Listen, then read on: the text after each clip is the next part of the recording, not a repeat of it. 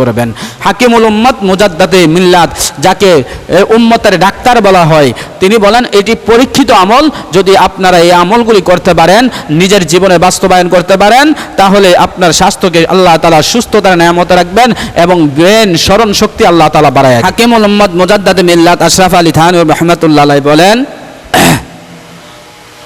যেসব কাজের মধ্যে মানুষের স্বাস্থ্যবান ও সবল হয় এবং স্মরণ শক্তি বাড়ে, 10টি কাজ যদি আমরা করতে পারি, তাহলে এই 10টি কাজের মাধ্যমে, এই 10টা কারণে আল্লাহ তাআলা আমার স্বাস্থ্যকে সুস্থ রাখবেন এবং ব্রেন শক্তি, স্মরণ শক্তি বাড়ায়া দিবেন, যেটা আমরা ভুলে যাই। অনেক মানুষের মেধা কম থাকার কারণে আমরা ভুলে যাই। যদি 10টা কাজ আমরা করতে পারি, এই 10টা কাজ করতে পারলে হাকিমুল উম্মত মুজাদ্দাদে মিল্লাত আশরাফ আলী থানভী রাহমাতুল্লাহ আলাইহি বলেন, এইগুলি পরীক্ষিত আমল। এই পরীক্ষিত আমলগুলো যদি 10টা কাজে আমরা অভ্যস্ত হতে পারি, তাহলে আল্লাহ তাআলা আমাদের স্মরণ শক্তি বাড়াইয়া দিবেন, আল্লাহ তাআলা আমাদের ব্রেনকে মজবুত করে দিবেন, আমাদের স্বাস্থ্যকে সুস্থতার নিয়ামতে রাখবেন। স্বাস্থ্যর সুস্থতা হওয়ার জন্য সবাই চেষ্টা করি, ডাক্তারের কাছে যাই, ভালো ভালো খাবার খাই, কিন্তু যদি 10টা অভ্যাসে আমরা পরিণত করতে না পারি, তাহলে আমাদের স্বাস্থ্য সুস্থ থাকবে না, স্মরণ শক্তিও বাড়বে না। এই জন্য আমরা 10টা স্মরণ শক্তি বাড়ানোর 10টা পরীক্ষিত আমল, 10টা কাজ অভ্যস্ত হব, ইনশাআল্লাহ আল্লাহ তাআলা আমাদেরকে স্মরণ শক্তি বাড়াইয়া দিবেন, আমাদের মেধা বাড়াইয়া দিবেন, স্বাস্থ্যকে। সেই 10টার কাজ হচ্ছে কি, সেই 10টা অভ্যস্ত আমরা যে স্মরণ শক্তি বাড়বো, 1 নাম্বার হচ্ছে ঠান্ডা শরবত পান করা। আমরা ঠান্ডা শরবত সবসময় পান করব, যত পারি গরম পানিকে এড়িয়ে চলবো, আমরা ঠান্ডা শরবত পান করব।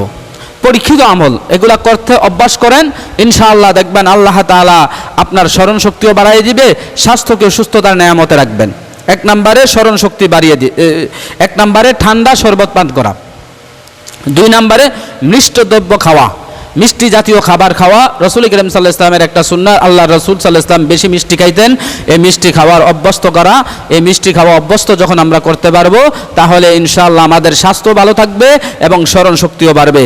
তবে যাদের ডায়াবেটিস বা মিষ্টি খাইলে ক্ষতি হয়, এমন ব্যক্তিরা খাবেন না। 3 নম্বরে হালাল জন্তুর ঘাড়ের মাংস খাওয়া, যেগুলাকে আল্লাহ তাআলা হালাল প্রাণী দিয়েছেন, এই হালাল প্রাণীর ঘাড়ের গোশত খাওয়া। হাকিমুল উম্মত মুজাদ্দাদে মিল্লাত আশরাফ আলী থানভী রাহমাতুল্লাহ আলাইহি বলেন, এই হালাল বস্তুর প্রাণীর গোশত খাওয়া, ঘাড়ের গোশত খাওয়া, এই ঘাড়ের গোশত খাইলে আল্লাহ তাআলা স্বাস্থ্য ভালো রাখেন এবং স্মরণ শক্তিও বৃদ্ধি করে দেন। 4 নম্বরে গরম ভাত খাওয়া। গরম ভাত খেতে হবে, সব সময় গরম ভাত খাওয়ার চেষ্টা করতে হবে। গরম ভাত খাইলে আল্লাহ তাআলা স্বাস্থ্য ভালো রাখবেন, স্মরণ শক্তিও বাড়িয়ে দিবেন। 5 নম্বরে ঠান্ডা রুটি খাওয়া। রুটি আমরা গরম গরম খাই, আসলে রুটিটা ঠান্ডা হওয়ার পরে খাওয়া। ঠান্ডা হওয়ার পরে খাইলে হাকিমুল উম্মত মুজাদ্দাদে মিল্লাত আশরাফ আলী থানভী রাহমাতুল্লাহ আলাইহি বলেন, এর দ্বারা আল্লাহ তাআলা স্মরণ শক্তিও বাড়িয়ে দেয়, স্বাস্থ্য ভালো থাকে। 6 নম্বরে সব সময় মাথায় তৈল ব্যবহার করা। মাথায় তৈল ব্যবহার করলে মাথা ঠান্ডা থাকে, মাথার স্মরণ শক্তি বাড়ে, স্বাস্থ্য ভালো থাকে। এই জন্য আমরা মাথায় তৈল ব্যবহার করব। 7 নম্বরে কাঁচা আঙ্গুর খাওয়া, আঙ্গুর ফল খাওয়া। এই আঙ্গুর ফল খাওয়া মানুষের ব্রেন বাড়িয়ে দেয়, স্মরণ শক্তি বাড়িয়ে দেয়। 8 নম্বরে মধু পান করা।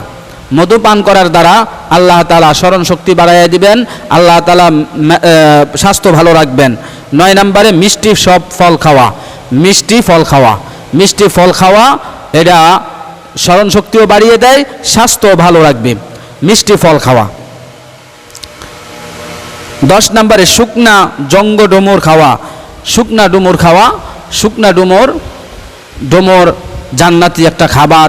3 ফল, ওয়াত্তিন ওয়াজ্জাইতুন, এই 3 ফল খাওয়া, ডুমুর খাওয়া, শুকনা ডুমুর খাওয়া, যেটা শুকিয়ে যায়, ওই শুকনা ডুমুর খাইলে আল্লাহ তাআলা স্বাস্থ্য ভালো রাখবেন এবং স্মরণ শক্তিও বৃদ্ধি করে দিবেন।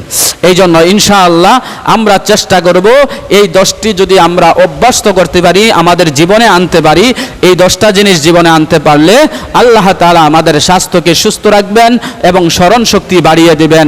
রোগাক্রান্ত শরীর থেকে আল্লাহ তাআলা আমাদেরকে হেফাজত করবেন। হাকিম